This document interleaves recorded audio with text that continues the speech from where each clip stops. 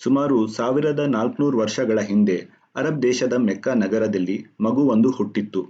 ಮಗುವು ಹುಟ್ಟಿನಿಂದಲೇ ಅನಾಥವಾಗಿತ್ತು. ಅವನು ಹುಟ್ಟುವ ಮೊದಲೇ ಅವನ ತಂದೆ ತೀರ್ಹೋಗಿದ್ದರು. ಮಗುವಿಗೆ ಇನ್ನೂ 7 ವರ್ಷವೂ ತುಂಬಿರಲಿಲ್ಲ. ಅಷ್ಟರಲ್ಲೇ ತಾಯಿಯ ನೆರಳು ಮಾಸಿಹೋಗಿತ್ತು. ಮಗುವು ಹುಟ್ಟಿನಿಂದಲೇ ಒಳ್ಳೆಯ ಸ್ವಭಾವದ ಮತ್ತು ಸ್ವಭಾವತಃ ಸಂವೇದನಶೀಲವಾಗಿತ್ತು. ಇತರ ಮಕ್ಕಳೊಂದಿಗೆ ಆಟವಾಡಲು ಅಥವಾ ಕಾರ್ಯಕ್ರಮಗಳನ್ನು ವೀಕ್ಷಿಸಲು ಇಷ್ಟಪಡುತ್ತಿರಲಿಲ್ಲ.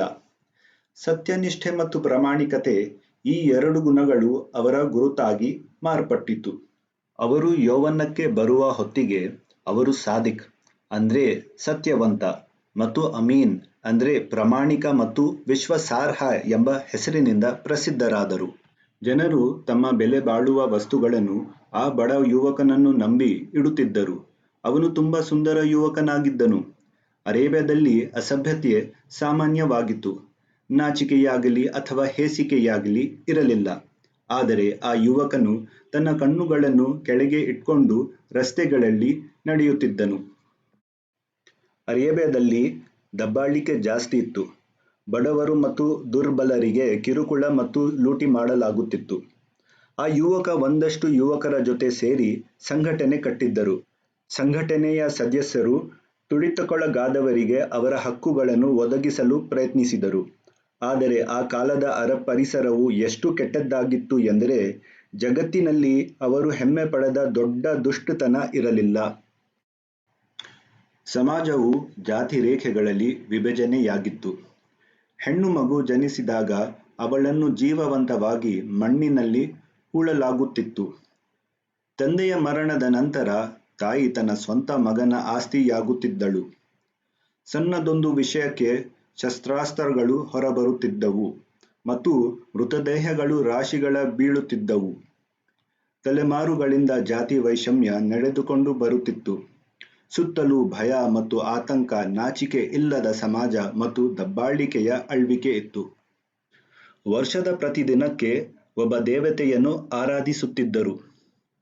ಪ್ರಪಂಚದ ಮೊದಲ ಮನುಷ್ಯ, ಭಾರತದ ನಿವಾಸಿ ಹಜರತ್ ಆದಮ್, ನಿರಾಕಾರ ಪರಮೇಶ್ವರನನ್ನು ಆರಾಧಿಸಲು ನಿರ್ಮಿಸಿದ ಕಾಬಾದಲ್ಲಿ ದೇವತೆಗಳ ವಿಗ್ರಹಗಳನ್ನು ಇರಿಸಲಾಗಿತ್ತು. ಈ ಮೇಲಿನ ಪರಿಸ್ಥಿತಿಗಳನ್ನು ನೋಡಿದ ಯುವಕನಿಗೆ ತುಂಬಾ ದುಃಖವಾಗುತ್ತಿತ್ತು. ಮನುಷ್ಯನನ್ನು ಸೃಷ್ಟಿಯ ಗುಲಾಮಗಿರಿಯಿಂದ ಮುಕ್ತಗೊಳಿಸಿ ದೇವರ ಗುಲಾಮಗಿರಿಗೆ ಒಳಪಡಿಸುವುದು ಹೇಗೆ ಎಂಬ ದುಃಖದಲ್ಲಿ ಸದಾ ಮುಳುಗಿರುತ್ತಿದ್ದರು. ಮನಸ್ಸಿನ ಮೇಲೆ ಭಾರ ಹೆಚ್ಚಾದಾಗ ಗ್ರಾಮ ತೊರೆದು ಅರಣ್ಯದಲ್ಲಿ ಒಂದು ಗುಹೆಯನ್ನು ತನ್ನ ಮನೆಯನ್ನಾಗಿ ಮಾಡಿಕೊಂಡು ಅಲ್ಲಿ ಧ್ಯಾನ ಮಾಡತೊಡಗಿದ. ಅಂತಹ ಒಂದು ದಿನ ಧ್ಯಾನ ಮಾಡುವಾಗ ದೇವರ ದೂತನು ಅವನ ಮುಂದೆ ಕಾಣಿಸಿಕೊಂಡನು ಮತ್ತು ಅವನು ಪ್ರಪಂಚದ ಎಲ್ಲ ಮಾನವರನ್ನು ಶಾಂತಿ ಮತ್ತು ಸಾಮರಸ್ಯದ ಹಾದಿಯಲ್ಲಿ ಮಾರ್ಗದರ್ಶನ ಮಾಡಲು ದೇವರ ಸಂದೇಶವಾಹಕನಾಗಿ ನೇಮಿಸಲ್ಪಟ್ಟನು. ಅವರು ಉತ್ತಮ ಜ್ಞಾನದ ಶಕ್ತಿಯಿಂದ ಗುಹೆಯಿಂದ ಹೊರಬಂದರು ಮತ್ತು 23 ವರ್ಷಗಳಲ್ಲಿ ಅರೇಬಿಯಾದ ಜನರು ನೂರಾರು ದೇವತೆಗಳನ್ನು ತೊರೆದು ಒಬ್ಬ ದೇವರ ಆರಾಧಕರಾದರು. ದಬ್ಬಾಳಿಕೆ ಮತ್ತು ಕ್ರೂರತತ್ವ ಕೊನೆಗೊಂಡಿತು. ಭಯೋತ್ಪಾದನೆಯ ಯಾವುದೇ ಕುರುಹು ಇರಲಿಲ್ಲ. ಜನರು ನೋವು ಮತ್ತು ಸಂಕಟದ ಸಮಯದಲ್ಲಿ ಪರಸ್ಪರ ಸಹಾಯ ಮಾಡಲು ಪ್ರಾರಂಭಿಸಿದರು. ಅನಾಥರು ಮತ್ತು ವಿಧವೆಯರನ್ನು ರಕ್ಷಿಸುವುದನ್ನು ತಮ್ಮ ಕರ್ತವ್ಯವೆಂದು ಪರಿಗಣಿಸಿದರು. ಬಡವರಿಗಾಗಿ ಶ್ರೀಮಂತರ ಆದಾಯದ 2.5% ಕಡ್ಡಾಯವಾಗಿ ದಾನವನ್ನು ನಿಗದಿಪಡಿಸಲಾಯಿತು. ಪೋಷಕರಿಗೆ ಗೌರವ ಸಿಕ್ಕಿತು. ದೇವರ ನಂತರ ತಾಯಿ ಗೌರವಕ್ಕೆ ಅರ್ಹಳಾಗಿದ್ದಳು. ಮದ್ಯಪಾನ ಮತ್ತು ಜೂಜಾಟದ ಪಿಡುಗು ನಿರ್ಮೂಲನೆಯಾಯಿತು.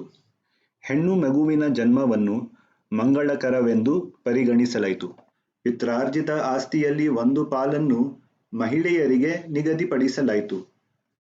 ಬೆವರು ಹರುವ ಮುನ್ನವೇ ಕೂಲಿ ಕಾರ್ಮಿಕನಿಗೆ ಕೂಲಿ ಸಿಗಲು ಪ್ರಾರಂಭವಾಯಿತು.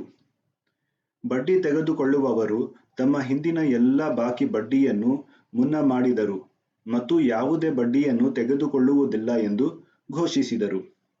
ಮನುಷ್ಯರಿಗೆ ಮಾತ್ರವಲ್ಲದೆ ಪ್ರಾಣಿಗಳ ಹಕ್ಕುಗಳನ್ನು ನೀಡಲಾಯಿತು. ಪ್ರತೀಕಾರದ ಬದಲು ಕ್ಷಮೆಯನ್ನು ಕಲಿಸಲಾಯಿತು. ಈ ಅಭಿಯಾನವು ಕ್ರಾಂತಿಕಾರಿ ಶಕ್ತಿಯಾದಾಗ ಅದನ್ನು ಹತ್ತಿಕ್ಕುವ ಪ್ರಯತ್ನದಲ್ಲಿ ಪ್ರಚಾರದ ಕಾರ್ಯಕರ್ತರ ಮೇಲೆ ದಾಳಿ ಮಾಡಲಾಯಿತು. ಅನೇಕ ಬಾರಿ ಅವರು ತಮ್ಮ ಸ್ವಂತ ಸುರಕ್ಷತೆಗಾಗಿ ಹೋರಾಡಲು ಒತ್ತಾಯಿಸಲ್ಪಟ್ಟರು. ಆದರೆ ಅಂತಿಮವಾಗಿ ಸತ್ಯವು ಮೇಲುಗೈ ಸಾಧಿಸಿತು ಮತ್ತು 23 ವರ್ಷಗಳಲ್ಲಿ ಆ ಅಭೂತಪೂರ್ವ ಕ್ರಾಂತಿಯ ಕಾರಣದಿಂದ ಮಾನವ ಸಹೋದರತೆ, ಸಮಾನತೆ ಮತ್ತು ಶಾಂತಿ ಸ್ಥಾಪನೆಯಾಯಿತು. ಅನೇಕ ಯುದ್ಧಗಳ ಹೊರತಾಗಿಯೂ 400ಕ್ಕೂ ಕಡಿಮೆ ಮಾನವ ಸಾವು-ನೋವುಗಳು ಸಂಭವಿಸಿವೆ ಎಂಬುದು ಆಶ್ಚರ್ಯಕರವಾಗಿದೆ. ಪ್ರವಾದಿ ಅವರ ನೇತೃತ್ವದಲ್ಲಿ ಇತಿಹಾಸದಲ್ಲಿ ಅತ್ಯಂತ ಅದ್ಭುತವಾದ ಶಾಂತಿಯುತ ಕ್ರಾಂತಿ ನಡೆಯಿತು. ಅವರ ಅನುಯಾಯಿಗಳು ಇಂದು ವಿಶ್ವದ ಜನಸಂಖ್ಯೆಯ 4ನೇ ಒಂದು ಭಾಗವಾಗಿದ್ದಾರೆ. ಪ್ರಪಂಚದ ಎಲ್ಲ ಪ್ರಮುಖ ಧರ್ಮಗಳಿಗೆ ಹೋಲಿಸಿದರೆ ಅವರ ಅನುಯಾಯಿಗಳ ಸಂಖ್ಯೆಯು ಇನ್ನೂ ವೇಗವಾಗಿ ಹೆಚ್ಚುತ್ತಿದೆ. ಆ ಪವಿತ್ರ ವ್ಯಕ್ತಿತ್ವದ ಹೆಸರು ಮುಹಮ್ಮದ್ ಸಲ್ಲಲ್ಲಾಹು ಅಲೈಹಿ ವಸಲ್ಲಂ. ಮುಹಮ್ಮದ್ ಸಲ್ಲಲ್ಲಾಹು ಅಲೈಹಿ ವಸಲ್ಲಂ ಅವರು ಯಾವುದೇ ಹೊಸ ಧರ್ಮವನ್ನು ಕಲಿಸಲು ಬಂದಿಲ್ಲ. ಬದಲಿಗೆ ಅವರು ಅದೇ ಸನಾತನ ಧರ್ಮವನ್ನು ಅಂದ್ರೆ ದೀನ್ ಖಯೀಮ್ ಅನ್ನು ಪುನಃ ಸ್ಥಾಪಿಸಲು ಬಂದಿದ್ದರು. ಯಾವ ಬೋಧನೆಗಳನ್ನು ಮೊದಲ ಈಶ್ದೂತ್ ಹಜರತ್ ಆದಮ್ ಅವರು ನೀಡಿದರು ಮತ್ತು ಅದನ್ನು ಪುನಃ ಸ್ಥಾಪಿಸಲು ಈಶ್ದೂತರು ಕಾಲಕಾಲಕ್ಕೆ ಪ್ರತಿ ದೇಶ ಮತ್ತು ಪ್ರತಿ ಒಂದು ಜನಾಂಗಕ್ಕೂ ಬರುತ್ತಿದ್ದರು ಮತ್ತು ಆಯಾ ಪ್ರದೇಶದ ಭಾಷೆಯಲ್ಲಿ ಒಂದೇ ದೇವರ ಸಂದೇಶವನ್ನು ತಂದರು. ಮುಹಮ್ಮದ್ ಸಲ್ಲಲ್ಲಾಹು ಅಲೈಹಿ ವಸಲ್ಲಂ ಕೊನೆಯ ಪ್ರವಾದಿ. ಪ್ರವಾದಿ ಮುಹಮ್ಮದ್ ಸಾಬ್ ಅವರ ಹಿಂದೆ ಬಂದ ಎಲ್ಲ ಈಶ್ದೂತರು ಸತ್ಯವಂತರಾಗಿದ್ದರು.